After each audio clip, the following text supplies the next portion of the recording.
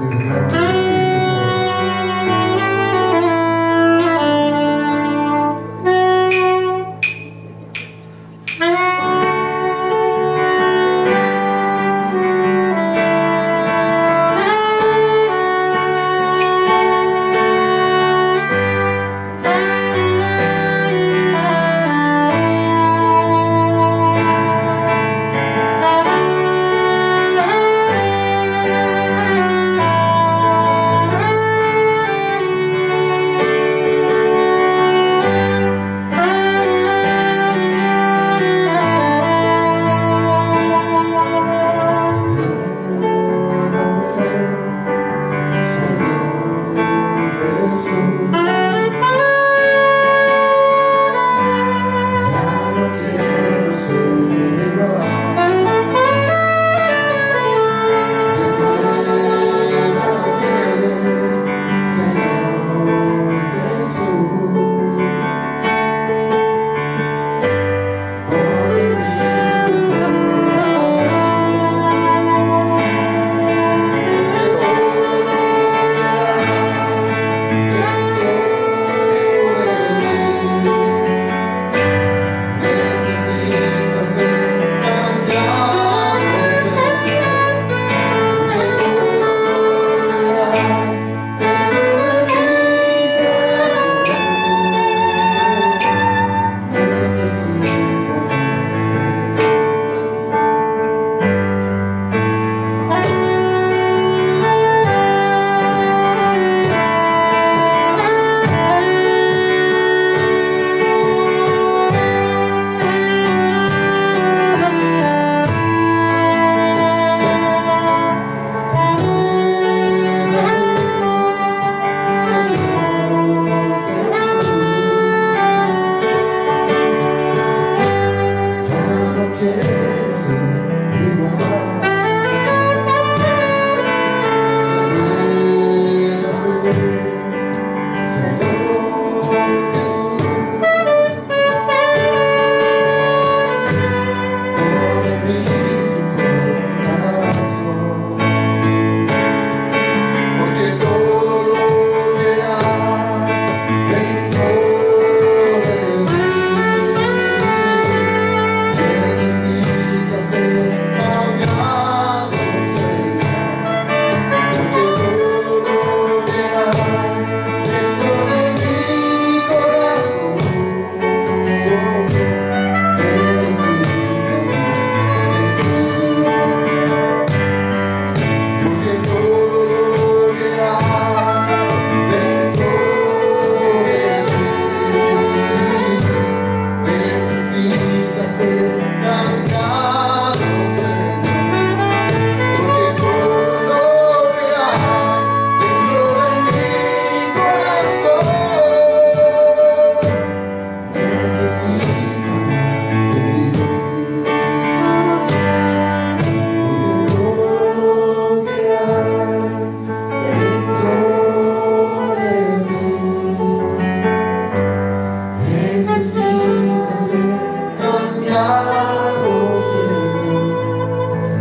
todo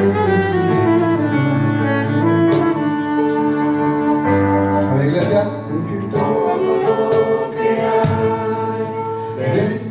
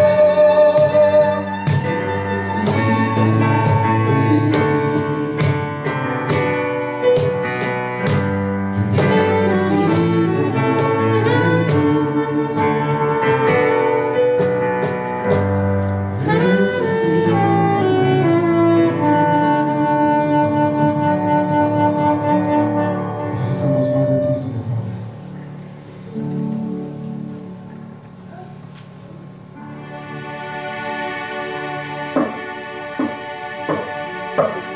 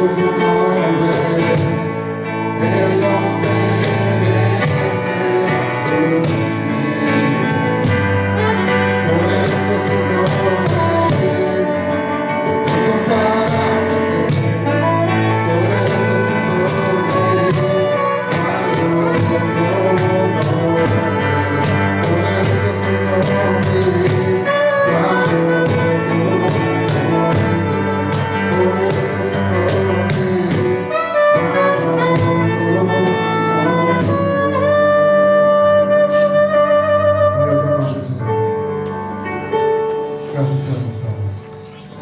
Amén. Vamos a orar, Señor, te damos muchas gracias por esta mañana, Padre. Gracias por la oportunidad de reunirnos en tu nombre, Dios. Gracias por nuestro grupo, Dios. Y gracias porque tú has planeado decirnos algo esta mañana, Señor. Hoy te queremos pedir que abras nuestros oídos, nuestro entendimiento, para que podamos escuchar claramente tu voz y podamos entender lo que tú quieres decirnos al oído esta mañana, Señor. Bendice este tiempo, Dios, que todo lo que hagamos el día de hoy sea guiado por tu Espíritu, Señor, y que podamos salir edificados de esta reunión, Padre. Te damos gracias y te pedimos todo esto en nombre de Jesús. Amén. ¿Gustan sentarse? Sí.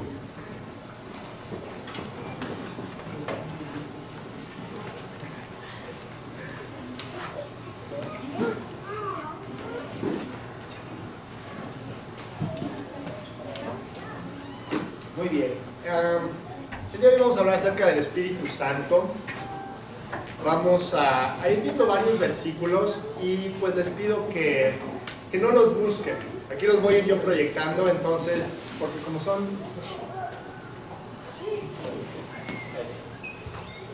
Sí, lo prendo, ¿no? Bueno, entonces vamos a ir viendo aquí los versículos. No los busquen para que no nos distraigamos.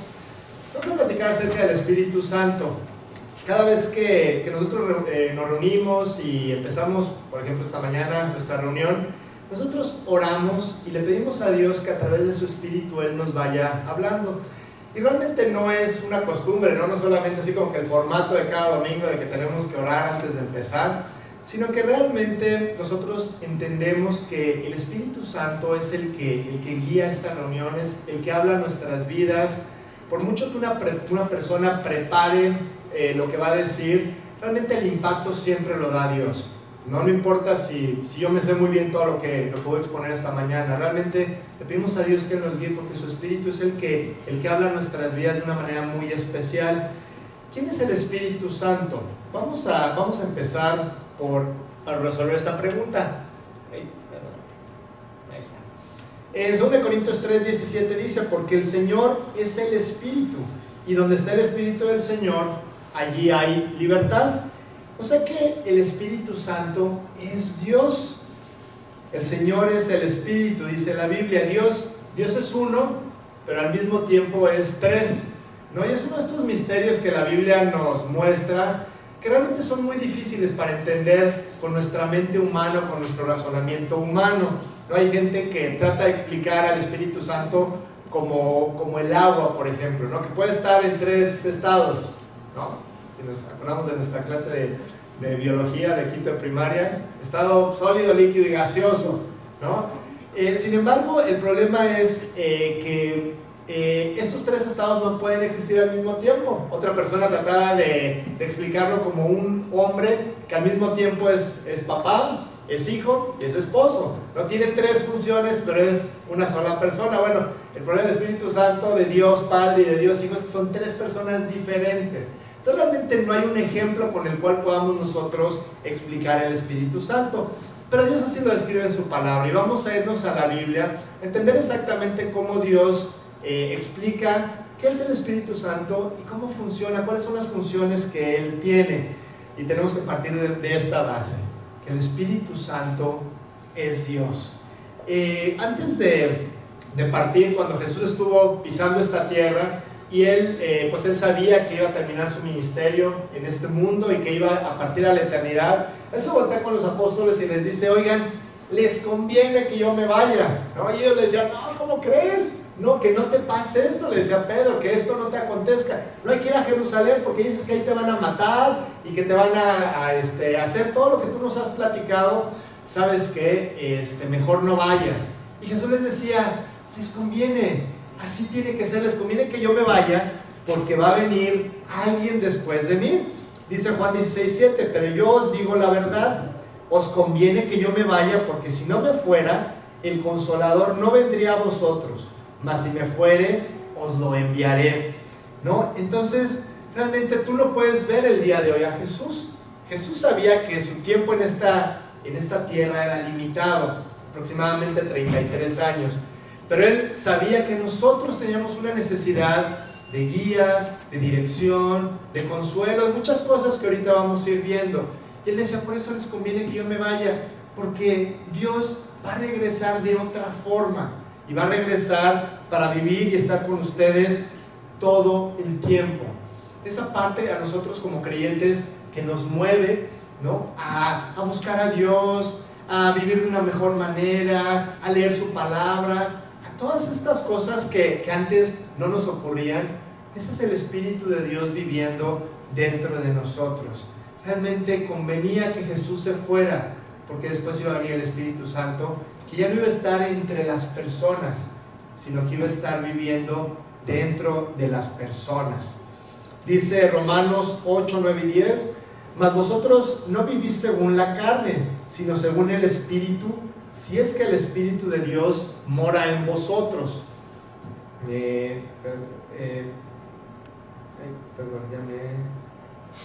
Dice, y si alguno, dice, y si alguno no tiene el Espíritu de Cristo, no es de él. Pero si Cristo está en vosotros, el cuerpo en verdad está muerto a causa del pecado, mas el Espíritu vive a causa de la justicia. Aquí nos enfocamos en esta parte del versículo que dice, si es que el Espíritu de Dios mora en vosotros. ¡Wow! Dios viviendo en una persona, Dios viviendo dentro de tu corazón. Hay mucha gente que dice, es que yo estoy cerca de Dios, ¿no? Cuando les hablas acerca de la Biblia dices, oye, es que Dios te está buscando, Dios quiere cambiar tu vida. Ellos te dicen, es que yo estoy cerca de Dios, no, yo voy a la iglesia, a mi religión, lo que tú quieras. Realmente lo importante no es estar cerca de Dios, porque estar cerca de Dios en realidad es estar cerca de Él, es estar separado de Él. Realmente Dios no vino a vivir cerca de nosotros. Dios quiere vivir en nuestros corazones. Es la única forma como Él puede impactar tu vida, como Él te puede llevar a la eternidad con Él. Y para ir a Cristo, nosotros tenemos que iniciar una relación con Él, y es a través del Espíritu Santo. Vamos a ver las funciones que el Espíritu Santo tiene en la vida de las personas. En primer lugar, dice Juan 16, 8 y 9, y cuando Él venga, el Espíritu Santo, convencerá al mundo de pecado, de justicia y de juicio, ¿no? De pecado por cuanto no creen en mí. Entonces, dice Jesucristo, les decía, cuando venga el Espíritu Santo, Él te va a convencer de que tú estás mal, te va a convencer de que tus pecados te han separado de Dios, de que, dice Isaías, tus iniquidades han hecho una división entre vosotros y vuestro Dios, y vuestros pecados han hecho ocultar de vosotros su rostro para no oír. Dios no nos oye, ¿no? Aun cuando tú dentro de la religión, me acuerdo, no sé la experiencia de ustedes, yo me acuerdo que a mí me enseñaron pues en la religión, ¿no? A buscar a Dios, a pedirle cosas, etcétera, ¿no? Y yo ahora me doy cuenta de que Dios no me escuchaba, ¿no? Dice Juan 9:31, y sabemos que Dios no oye a los pecadores, pero si alguno es temeroso de Dios y hace su voluntad, lo acepta en su vida, a ese sí oye.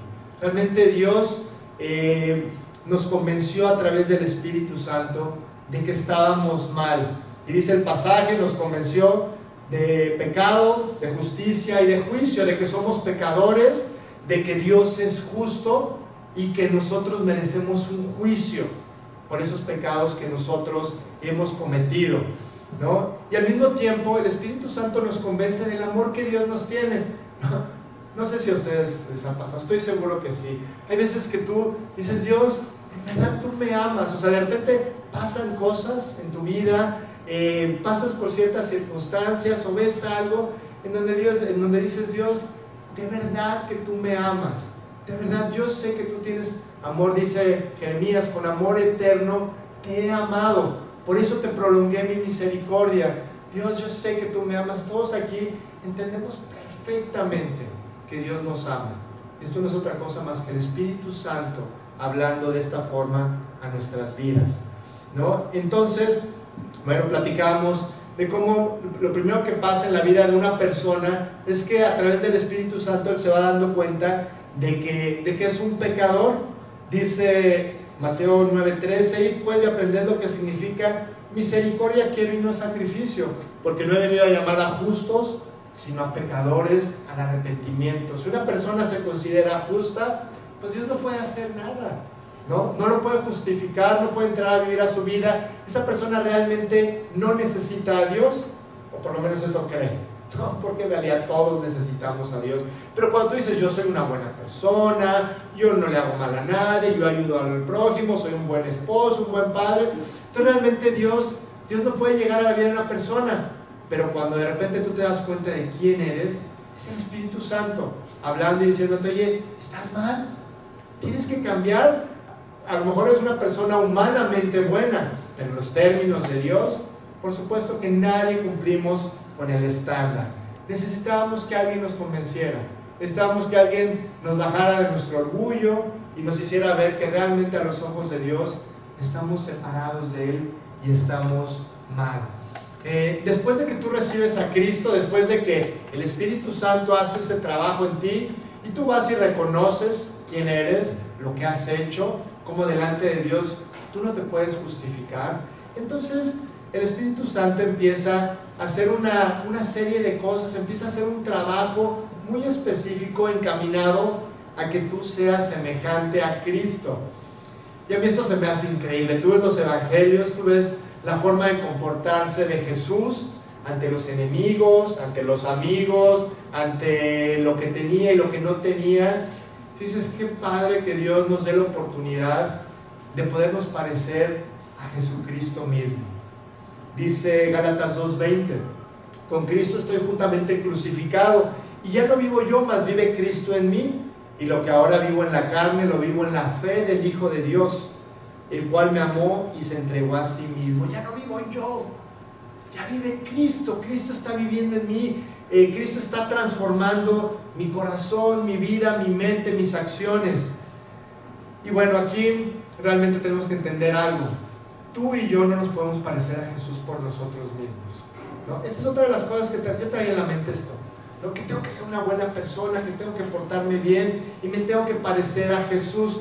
Realmente nadie se puede parecer a Jesús por sí mismo. Claro que tú puedes cambiar en algunos aspectos, ¿no? Tú puedes mejorar en algunas áreas, tú puedes a lo mejor dejar de fumar, ¿no? A lo mejor dejar de decir malas palabras, pero tu corazón va a seguir siendo el mismo. Va a seguir habiendo orgullo, a lo mejor rencor, a lo mejor tristeza, a lo mejor inseguridad, a lo mejor muchas cosas que nosotros no podemos quitar de nuestro corazón. Por eso Dios hace un trabajo magnífico en nuestras vidas, que solamente puede hacer Él. Tú no lo puedes hacer. Por eso muchas veces que hay circunstancias, la semana pasada platicábamos de las tormentas, ¿no? De cómo enfrentar las tormentas y cómo esas tormentas llegan con un propósito. En muchas ocasiones esas adversidades llegan para que tú te vacíes de ti mismo, para que tú veas que realmente no puedes, que hay cosas que de plano te rebasan y que tú no puedes hacer nada en contra de ellas.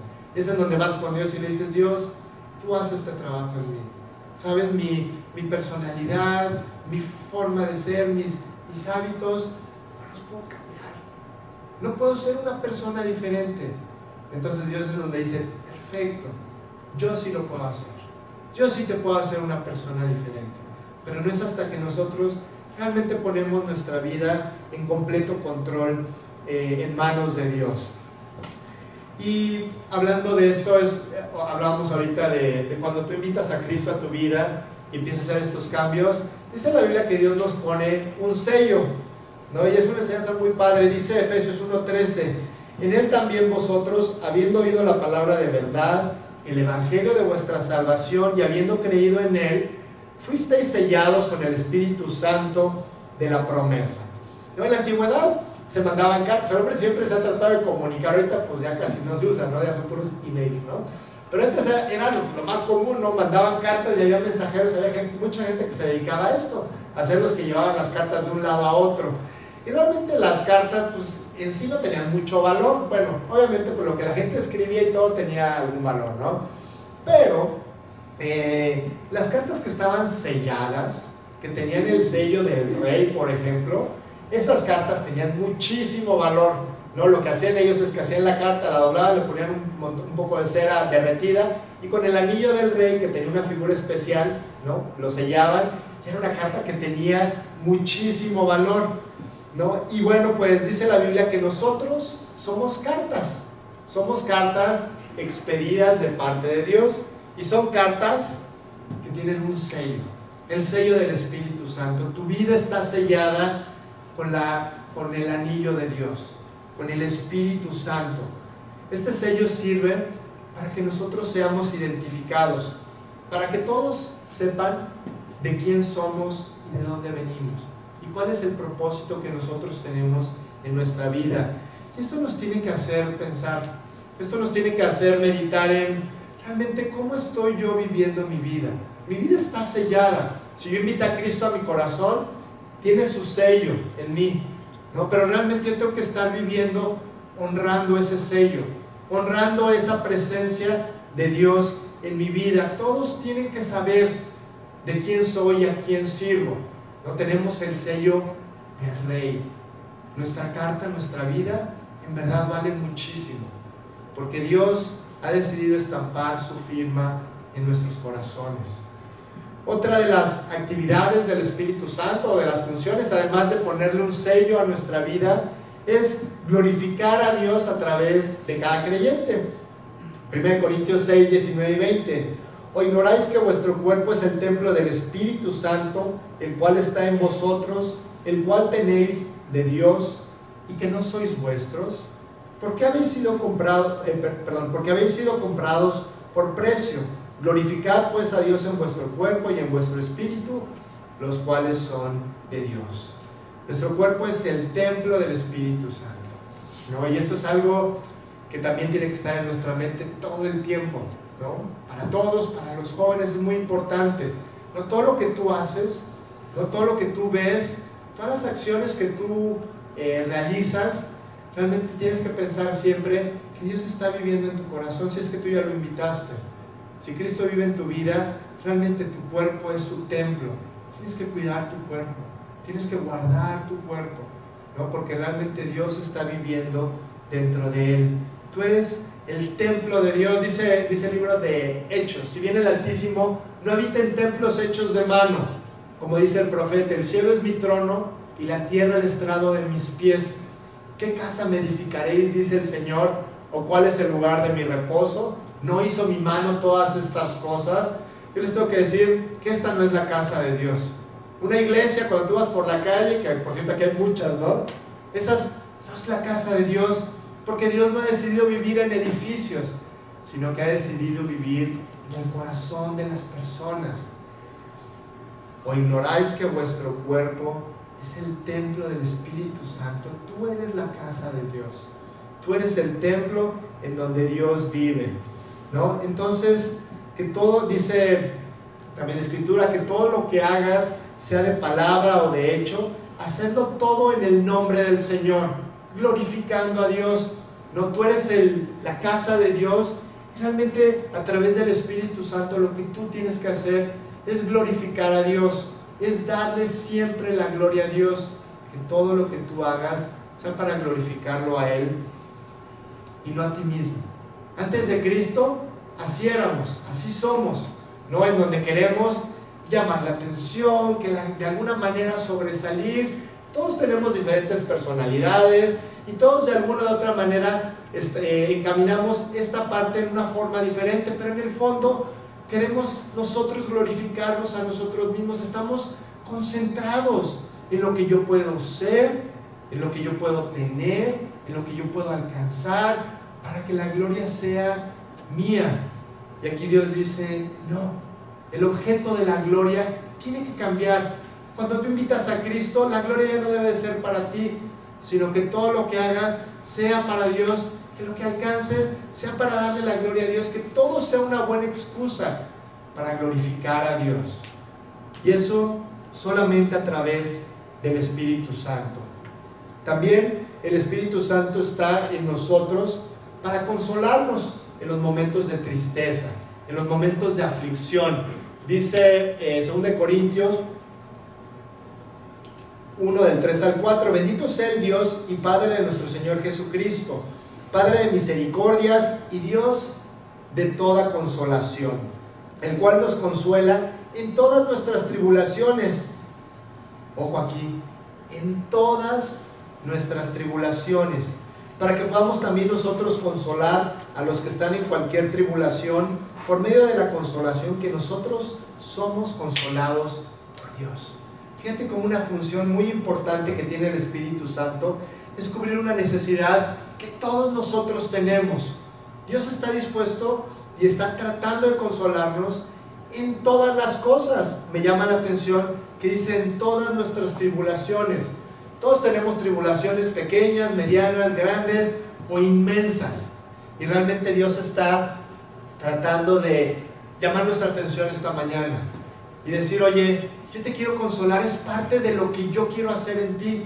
Yo entré a ti para darte la vida eterna, por supuesto, pero yo entiendo perfectamente que tú estás en el mundo. Jesús le decía al Padre en Juan 17, cuando él oraba, decía, Señor, no ruego que los quites del mundo, sino que los guardes del mal. Yo sé que ellos están en el mundo, yo sé que ellos están pasando por situaciones que no son fáciles para ellos, pero Dios está aquí para consolarnos. Dios realmente en su palabra nos dice, yo en primer lugar entré a ti en cuanto al tema de la consolación, para que tú puedas encontrar ese refugio que nadie te puede dar. No, yo puedo estar muy cerca de mis amigos, de mi esposa, de mis hijos, pasando por un tiempo difícil, y ellos van a estar cerquita de mí, dándome buenas palabras, abrazándome, lo que tú quieras, pero ninguna consolación como la que Dios puede darnos. Él es el único que puede traer paz a nuestras vidas en medio de aquellas dificultades que son difíciles para nosotros. Y más allá dice el pasaje, no solamente quiero consolarte, sino que quiero consolar a otros a través de ti. Que cuando esas personas pasen por esas dificultades, que tú estés ahí también para extenderles la mano, ¿no? Muchas veces no entendemos por qué pasamos por tribulaciones, pero a veces esas tribulaciones son para prepararnos, porque alguien más adelante va a necesitar ayuda, va a necesitar esa palabra de, oye, yo ya pasé por lo mismo, yo viví exactamente lo mismo que tú, y déjame te platico mi experiencia, déjame te platico cómo Dios me ayudó, déjame te platico cómo Dios te puede ayudar a ti. Esa es la función del Espíritu Santo. El Espíritu Santo, Dios viviendo en nosotros, tiene esa capacidad y tiene ese poder precioso de podernos consolar en las tribulaciones. No solo nos consuela, sino también Él nos enseña. En Juan 14 dice, mas el Consolador, el Espíritu Santo, a quien el Padre enviará en mi nombre, Él os enseñará todas las cosas y os recordará todo lo que yo os he dicho. Y cuando Dios habla de que nos va a enseñar todas las cosas, no solamente se refiere a que nos va a enseñar y nos va a explicar lo que la Biblia dice. ¿Tampoco no te ha pasado? De repente puedes leer la Biblia, pasar por un pasaje muchas veces, y pues quién sabe qué dirá ahí, ¿no? Hay muchas cosas que, híjole, vamos aprendiendo y nunca vamos a dejar de aprender todos. Y has pasado por este pasaje, no lo entiendes, y de repente, por alguna o por otra razón, claro, ya le entendí, ya sé lo que Dios se refiere aquí, me acuerdo por lo que dice la Biblia en otro lado, o por la experiencia que tuve, y el Espíritu Santo te va enseñando lo que la Escritura dice, pero también responde muchas preguntas, ¿no? Cuando somos jóvenes o cuando somos adultos, nos preguntamos, ¿estará bien esto? ¿Cómo le voy a hacer para salir de esta situación? ¿No? A los que son solteros se preguntarán, ¿será esta la chica o el chico que Dios tiene para mí? ¿Cómo le hago para entender? ¿Cómo le hago para saber si esto debo de hacerlo o no? Muchas preguntas que todos tenemos, cambiarme de trabajo, ir a algún lugar, no sé, lo que tú quieras, ¿no? Y de repente tú te pones a orar y Dios poco a poco va trayendo una paz para que tú tomes la decisión correcta. Que algo que sí tenemos que aclarar es que la gran mayoría de las veces no es así como que mágico. Decimos, Dios, dime qué es lo que hago, y en ese momento va a pasar algo que claramente te dice qué es lo que tienes que hacer. Regularmente así no pasa, pero finalmente Dios se va tomando su tiempo, y a su tiempo te explica con toda claridad qué es lo correcto. Por eso dice el pasaje que Él nos va a enseñar todas las cosas. Hay preguntas que parecen imposibles de contestar, pero Dios dice, Él os enseñará todas las cosas. ¿no? Algunas de las cosas que compartimos aquí los domingos, yo las aprendí de alguien que me las enseñó. Pero hay muchas otras cosas, como yo estoy seguro que a ustedes les ha pasado, que tú las has ido aprendiendo al caminar con Dios, has ido entendiendo algunos conceptos, algunos aspectos de una manera práctica, ¿no? Porque el Espíritu Santo te ha iluminado. Él es esa luz que va iluminando nuestro camino. Y dice el profeta Isaías: y el que anduviere en este camino, por torpe que sea, no se extraviará. Yo digo, gracias Dios, gracias, porque sí, la verdad a veces como que la ardillita no me jala mucho, ¿no? Y entonces Dios dice, no importa, todos están hechos para la Biblia, todos están hechos para que Dios vaya enseñándoles y guiándolos, y les vaya dando esa sabiduría. La sabiduría de la Biblia, ¿qué es? Es la enseñanza de la Escritura aplicada de una manera práctica a nosotros.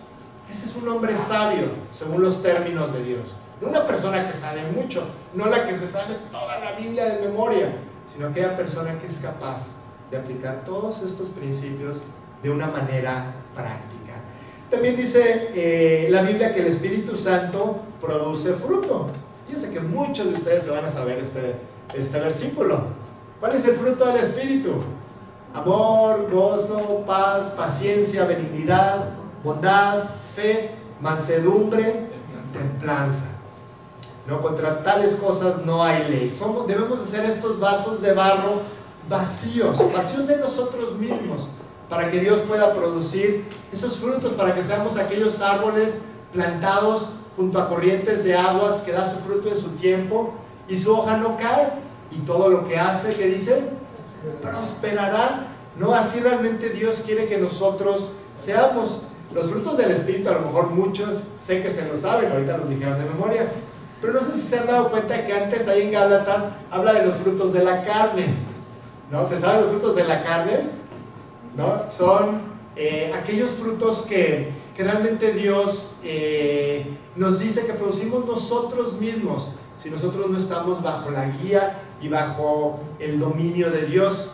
Y dice que son frutos terribles. De hecho, es chistoso porque cuando empiezas a ver estos frutos, habla de frutos que son así muy, muy groseros para nosotros, pero Dios los pone al mismo nivel que cosas que probablemente nosotros mismos hacemos. Dice que son adulterio, fornicación, inmundicia, lascivia, idolatría, hechicería. Y ahí dices, no, pues ninguno de esos, ¿no?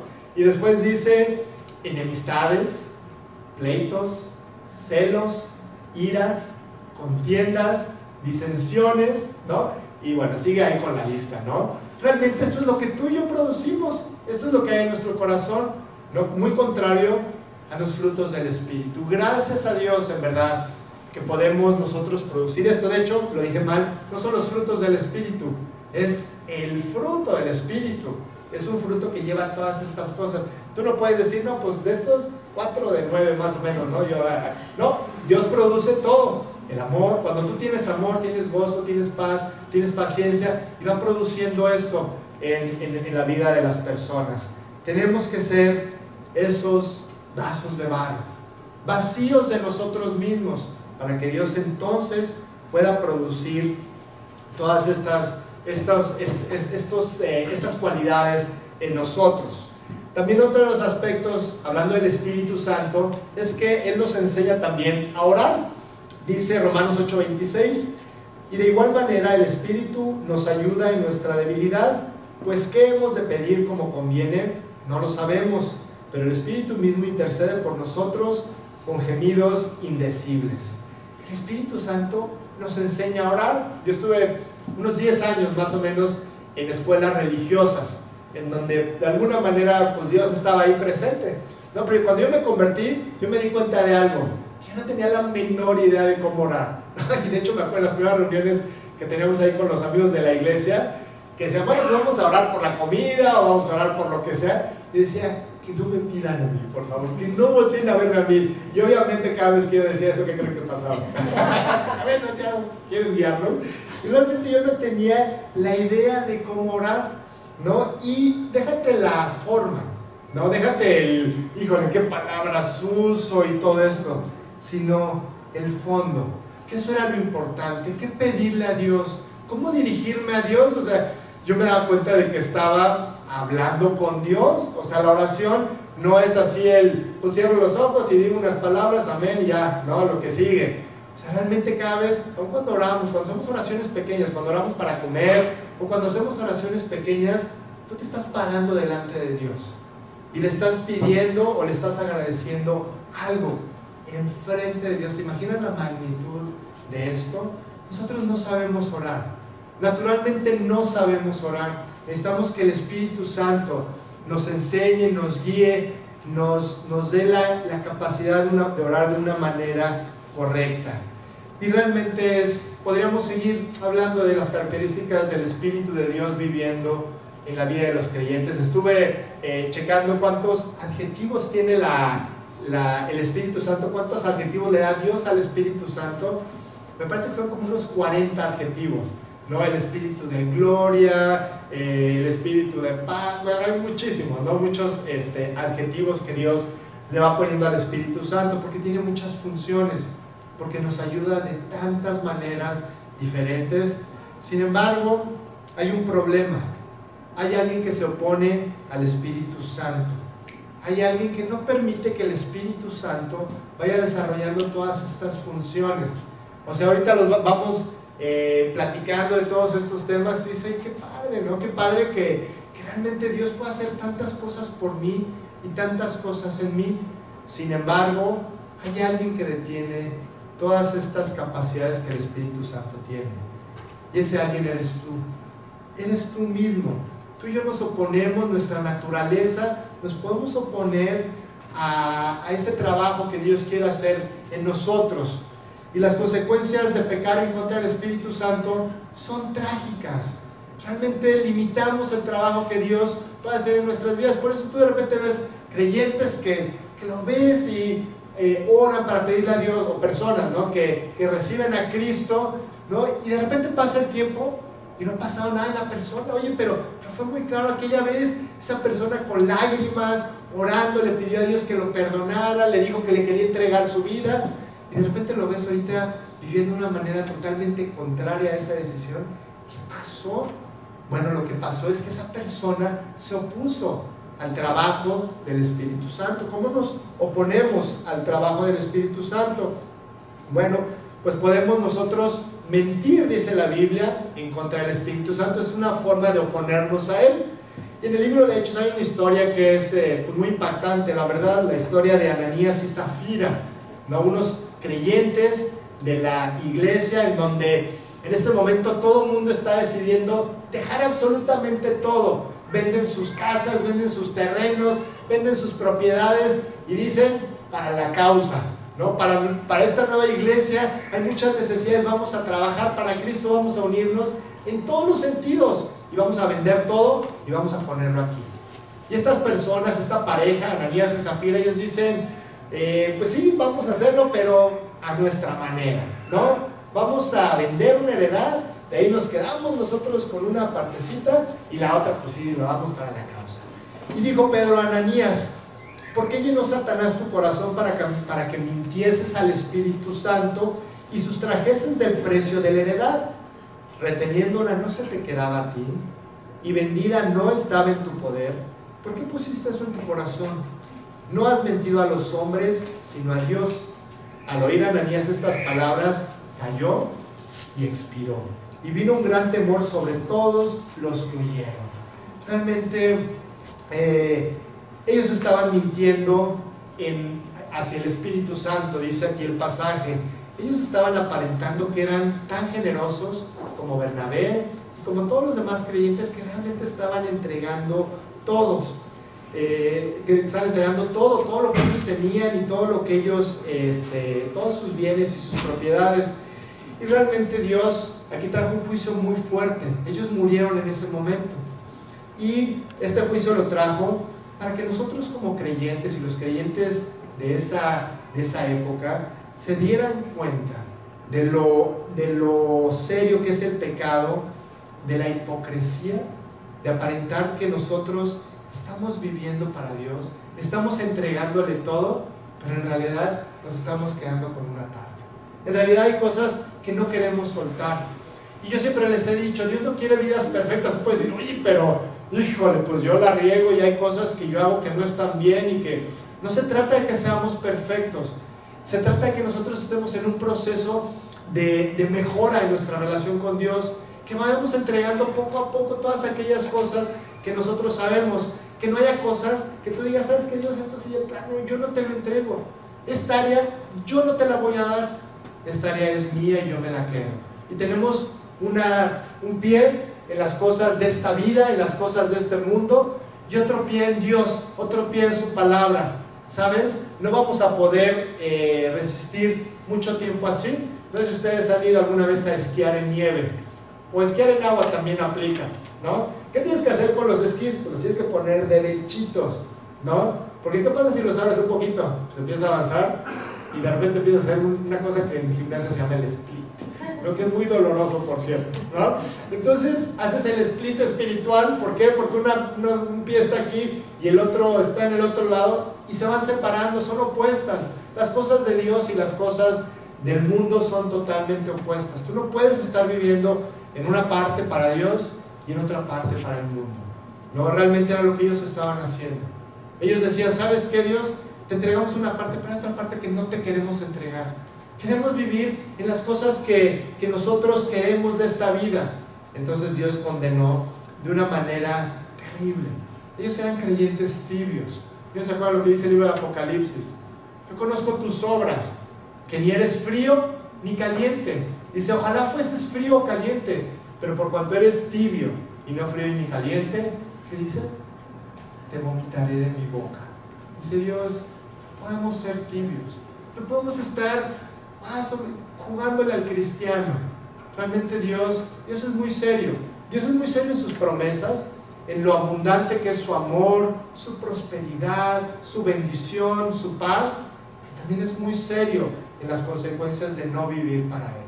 Y Dios nos dice, no podemos estar haciendo splits espirituales. Es muy peligroso lo que vamos a hacer. Le decía Jesús a Judas, ¿se acuerdan? ¿No? Aquella noche trágica, de aquella noche gloriosa, en donde dijo, ¿sabes qué, Judas? Lo que vas a hacer, hazlo ya. Ya vete.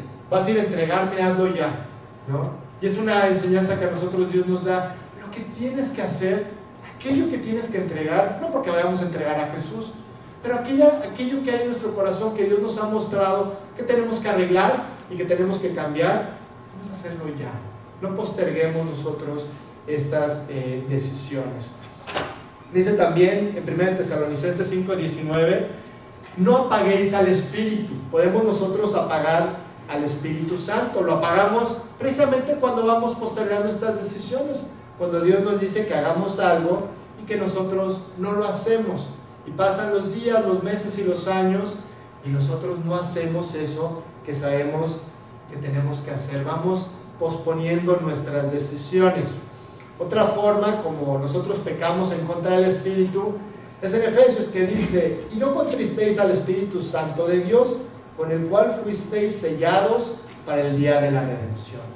Apagar el Espíritu es ir postergando nuestras decisiones.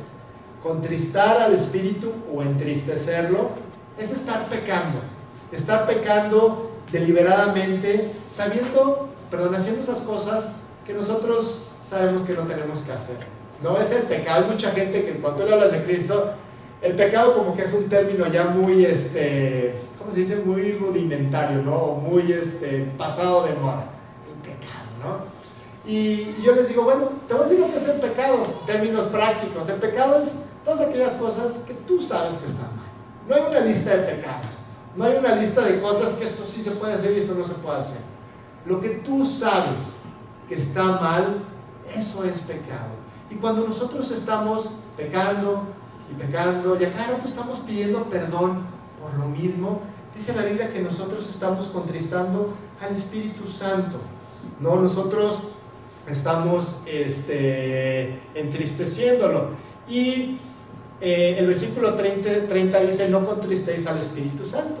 El versículo 29 y el 31 nos dice algunas formas de cómo hacerlo. Ninguna palabra corrompida salga de vuestra boca, sino la que sea buena para la necesaria edificación, a fin de dar gracia a los creyentes, ¿no? Lo que nosotros decimos es muy importante. Puede ser de verdadera edificación o puede ser de verdadera destrucción, ¿no? Las palabras que salen de nuestra boca, dice la Biblia, que nuestra lengua es como puede generar como un incendio. Es un miembro muy pequeño, pero que puede incendiar un bosque. Y después el versículo 31 dice: quítense de vosotros toda amargura, enojo, ira, gritería, maledicencia y toda malicia. Estas son las cosas que van entristeciendo al Espíritu Santo.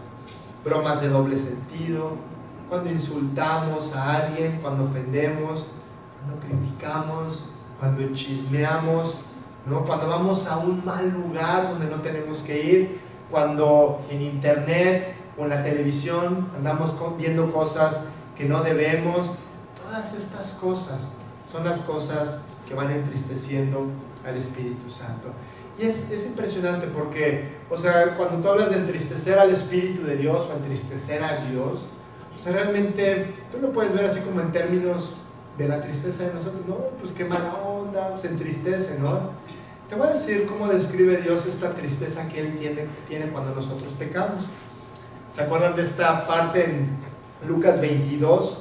Cuando está Jesús terminando la última cena y van al huerto de Getsemaní a orar. Y dice: y Jesús se apartó de ellos a distancia como de un tiro de piedra, y puesto de rodillas oró, diciendo: Padre, si quieres pasa de mí esta copa, pero no se haga mi voluntad, sino la tuya. Y se le apareció un ángel del cielo para fortalecerle,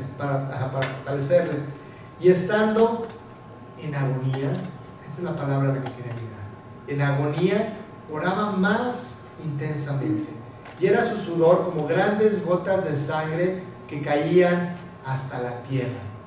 Jesús estaba en agonía. Cuando Efesios 4:30 dice: no contristéis al Espíritu, usa la misma palabra. Esa agonía que Cristo tenía en aquel huerto, que lo hizo sudar sangre porque sabía lo que venía, eso es lo mismo que el Espíritu Santo siente cuando tú y yo pecamos de la manera que lo estamos comentando. Realmente es algo que nosotros no podemos entender lo que Dios. Acuérdense que todo para Dios es en términos absolutos: su amor, su juicio, su misericordia, su bondad y su agonía también. Cuando Él se da cuenta de que nosotros deliberadamente estamos pecando, estamos entristeciendo al Espíritu de esta forma. Y finalmente hay un pecado que las personas pueden cometer en contra del Espíritu Santo, y solamente lo pueden cometer aquellas personas que no han recibido a Cristo. Dice Mateo 12:31 y 32: por tanto os digo, todo pecado y blasfemia será perdonado a los hombres, mas la blasfemia contra el Espíritu no les será perdonada.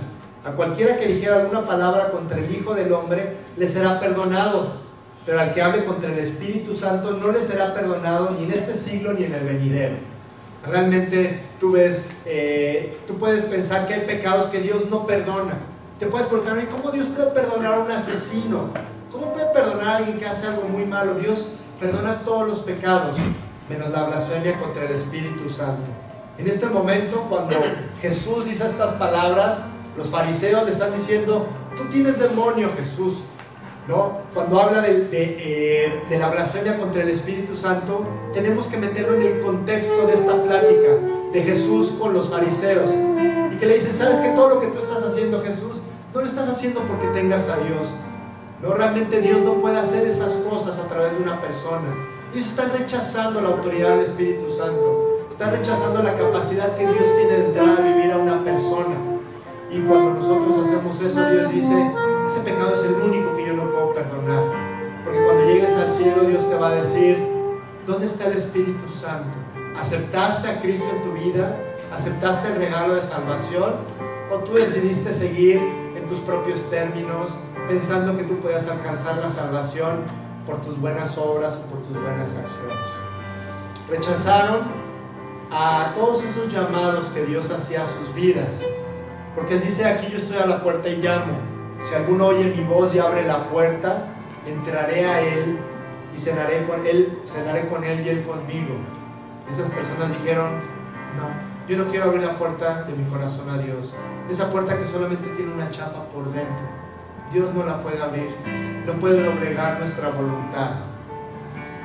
Esta es una de las grandes promesas de la Biblia, que si tú abres la puerta de tu corazón a Dios, Él va a entrar a vivir en ti, pero puede ser el testigo más fuerte contra ti aquel día que Dios juzgue todos tus secretos. Si tú decidiste no abrir la puerta de tu corazón a Dios, este versículo será la prueba de que un día tú escuchaste cómo salvarte, cómo entrar a la eternidad con Dios, y tú dijiste, no soy suficientemente malo para necesitar a Dios y para tener que abrirle la puerta a mi corazón. Sí soy malo, pero también soy bueno, también tengo mi parte buena. Qué duro es pensar que cada persona que no ha recibido a Cristo está en el peligro de cometer este terrible pecado, este pecado que no se perdona. Y déjame decirte algo, cuando tú hablas de este pecado de rechazar al Espíritu Santo, tú luego puedes pensar en los ateos o en los delincuentes o en personas que realmente están así abiertamente en contra de Dios. Y yo te tengo que decir que en las iglesias están llenas de personas que a lo mejor están cometiendo este pecado, ¿no? Que solamente pueden ir a la iglesia para cumplir con el requisito de ir a la iglesia los domingos. Realmente Dios no solamente quiere que vayas a la iglesia los domingos, sino realmente Él quiere que tú le entregues tu vida a Él. Él quiere que tú abras la puerta de tu corazón al Señor. Estas personas de la iglesia se acostumbraron a oír, se acostumbraron a escuchar la palabra de Dios, pero nunca tomaron una decisión a favor de Él. Y yo quiero que todos estemos seguros de que Cristo está viviendo en nuestros corazones. Muy importante que tú te cuestiones esto, que digas, ok, mis papás me traen a la iglesia, todos los domingos vengo, pero realmente yo tengo una relación personal con Dios. Realmente yo he sido salvado, yo he sido redimido. Pregúntense esto. Y si no, si alguien tiene esta duda, pregúntenle a quien ustedes quieran de aquí, pregúntenme a mí, acérquense conmigo. Podemos platicar acerca de la salvación. Es muy importante que tú estés seguro que tu nombre está escrito en el cielo. Y si tú ya recibiste a Cristo, pongamos atención a estos versículos. Avivemos el Espíritu Santo, vivamos para Dios. Es lo mejor que nos puede pasar. Lo mejor que te puede pasar es vivir para Dios, porque cuando tú vives para Dios serás como un árbol plantado junto a corrientes de aguas, que da su fruto en su tiempo y su hoja no cae, y todo lo que hace prosperará. Todos queremos prosperar, pero tenemos que vivir para Dios para que esto ocurra. Vamos a ponernos de pie, por favor.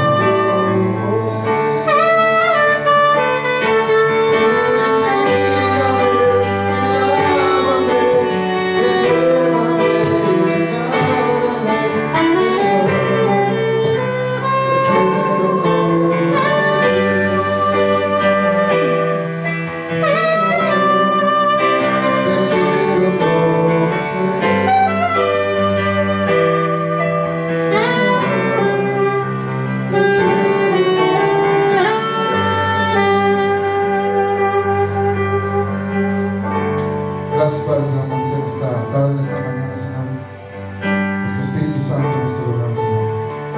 Pedimos que nos despidas en paz, Padre. Te doy gracias por todas las personas que pudieron venir esta tarde, Señor. Te pido que les bendigas y por las personas que no pudieron asistir, Padre, que tú estés en medio de ellos, Padre.